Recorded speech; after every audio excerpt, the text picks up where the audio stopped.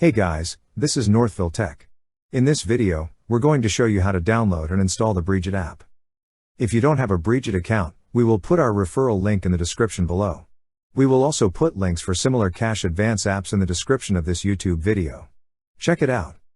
Also, don't forget to click subscribe and hit the notification bell to never miss out our future videos.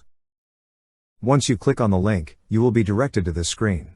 A pop-up window will also appear stating that it will open another application, which is the App Store. To proceed, tap on Allow.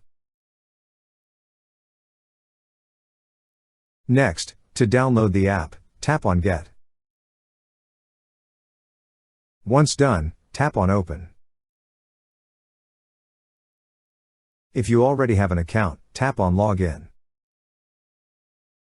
If you already have an account, tap on Login. A code will be sent to your email or phone number. Once you receive the code, enter it. Lastly, enter your 4-digit PIN. That's how you download and install the Brigit app. Thank you so much guys for watching, and if you have not yet subscribed to our YouTube channel, please subscribe to our YouTube channel as we create tech videos almost every day.